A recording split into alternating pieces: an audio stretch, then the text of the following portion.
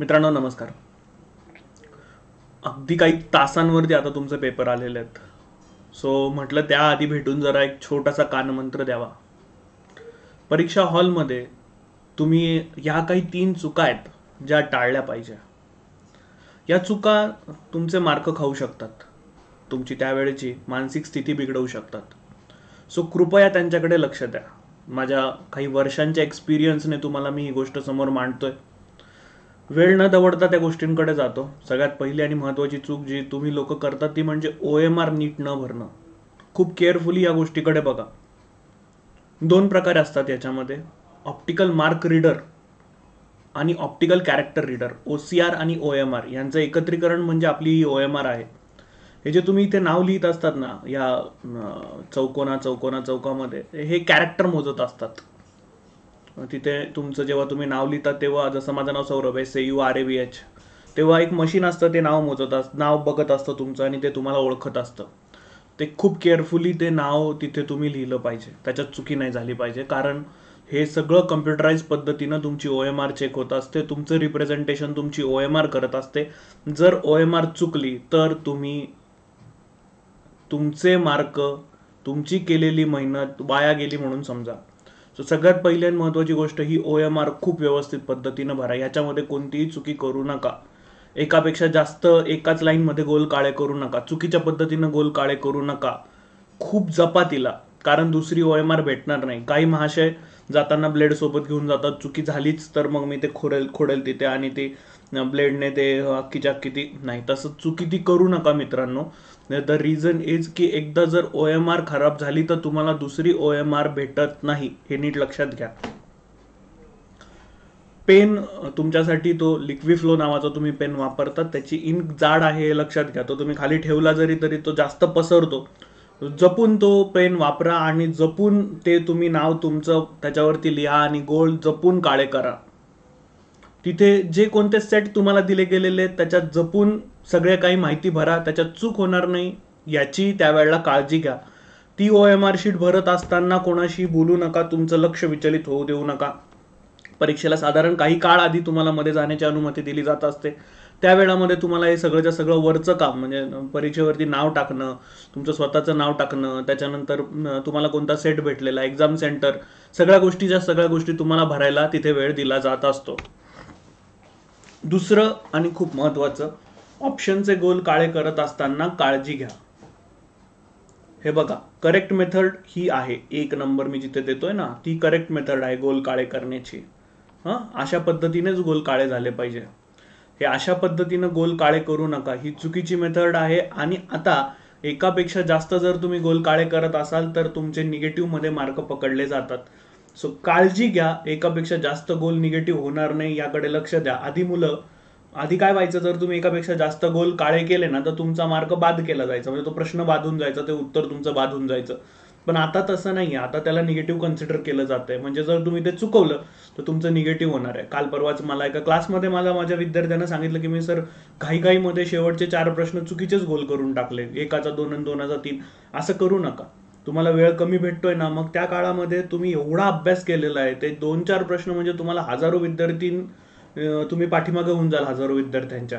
So जपा त्याला, जरा काळजी घ्या त्याची. OMR फील करत असताना प्रचंड काळजी घ्या, तुमचे प्रश्न तुम्ही त्याच्यामध्ये टाकत असताना. लास्ट आणि खूप महत्त्वाचं, तुम्ही सगळं इन्स्ट्रक्शन केअरफुली वाचा. तुमच्या पेपरमध्ये येणाऱ्या आणि हॉल तिकीट आत्ता घेऊन जात असताना काही महत्त्वाच्या गोष्टी आहेत ज्या तुम्ही फॉलो केल्याच पाहिजे. तुमचं हॉल तिकीट 2 प्रिंट घेऊन जा, पेन 2 घेऊन जा, एखादी पेन्सिल सोबत लागणारच आहे, मास्क व्यवस्थित चांगलं घेऊन जा. आयोग देईल आणि ते मी वापरेल याच्या भरोश्यावरती बसू नका. त्यांनी फेस शील्ड सांगितलेली आहे, घेऊन जा. 2 पैसे खर्च होतील तुमच्या आज उद्यामध्ये, पण ते तुमच्या कामीच येणार आहे नंतर. हँड ग्लोव्ज त्यांनी सांगितलेले आहेत, घेऊन जा. काय अशी थंडीचे दिवस आहे, काय तुम्हाला काय गरम होणार नाहीये त्याच्यामध्ये. पाण्याची बाटली व्यवस्थित घेऊन जा. पाण्याची बाटली ठेवत असताना ती समोर ठेवायची नाही. ती जर सांडली तर ती पेपरवरती किंवा OMR वरती सांडू शकते. पायाच्या खाली ठेवा.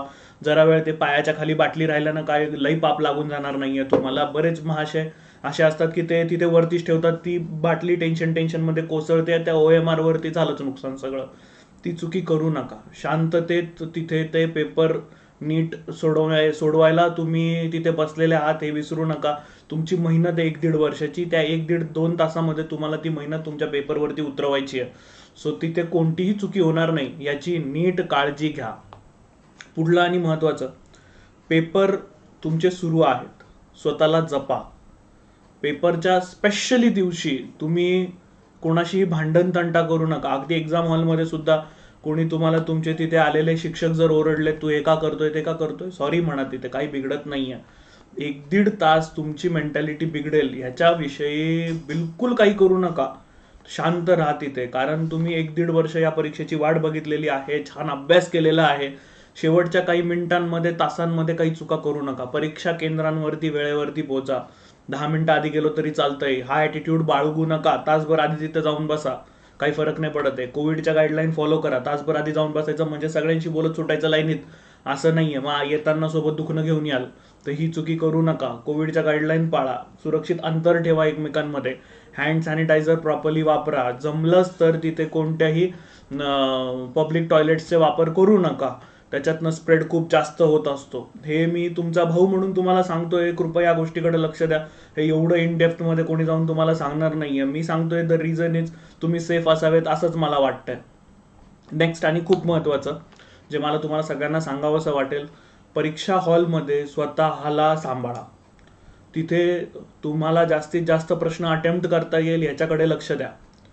तिथे कोणत्याही चुकीच्या वातावरणामध्ये फसू नका. हा तो तिकडे तुकडा आवाज देतोय, कोणतरी ओळखीचा भेटला, हॉलमध्ये नाही. परीक्षा केंद्राच्या बाहेर गेल्यानंतर तुम्हाला वेळच वेळ आहे, तुम्हाला कोणी अडवणार नाहीये. जेवायला जा त्यांच्यासोबत, फिरायला जा त्यांच्यासोबत, पण परीक्षा केंद्रामध्ये बिलकुल नाही. परीक्षा केंद्रामध्ये तुमच्या हातात असलेला वेळ अगदी व्यवस्थित वापरा. तिथे कोणतीही चूक होणार नाही याच्याकडे लक्ष द्या. Again I am telling you, कोविडच्या सगळ्या गाईडलाईन व्यवस्थित पाळा, कारण परीक्षा झाल्यानंतर तुम्ही घरी जाणार आहात हे नीट लक्षात ठेवा. लास्ट टाइम परीक्षा झाल्यानंतर जे विद्यार्थी घरी पोहोचलेले होते त्यांना, बऱ्याच विद्यार्थ्यांना बाधा झालेली होती. आपण आपल्या एका मित्राला पण गमवलेलं आहे, हे विसरता कामा नये. तुम्ही सगळेजण करंट अफेअर्स वाचतात, न्यूजपेपर वाचतात, मला काय तुम्हाला वेगळं सांगायला नको. पण स्वतःची काळजी घ्या आणि या सर्व वातावरणामधनं जात असताना स्वतःला जपा, तुमच्या घरच्यांना जपा. काळजी घ्या सर्वांनी. Wish you all the very best. खूप छान पेपर लिहा. मी पेपर नंतर तुमच्या सगळ्यांच्या फोनची वाट बघेल. मला माहिती आहे की आपण जे अनअकॅडमीच्या माध्यमातून सगळे क्लासेस घेतलेले त्यात तुम्हाला सगळ्यांना खूप छान मार्क येणार आहेत. मला माहिती आहे तुमच्या सगळ्यांचा पेपर खूप छान जाणार आहे. All the very best. आपण भेटूयात आता मेन्सच्या अभ्यासाला. 9, 13, 21, 22 या दिवसांमध्ये नवीन बॅचेस आणतो आहे. मेन्स ओरिएंटेड एस्पेशली STI मेन्सची बॅच ही 13 तारखेला सुरू होते आहे. 9 तारखेला प्रिव्हियस इयर क्वेश्चन पेपर्सची बॅच चालू होते. 20, 21 किंवा 22 तारखेला आपण स्टेट बोर्ड इकॉनॉमिक्सची बॅच चालू करतो. STI मुख्यसाठी इकॉनॉमिक्स हा सगळ्यात महत्त्वाचा सब्जेक्ट आहे, सो त्याला आपल्याला बिलकुल व्यवस्थित करायचं आहे. भेटूयात आपल्या मेन्स बॅचमध्ये. अगदी 9 तारखेपासून सुरू करूया. 4 ते 5, 4, 5, 6, 7, 8, 9 मस्तपैकी सुट्टी घ्या. 9 तारखेला भेटूयात.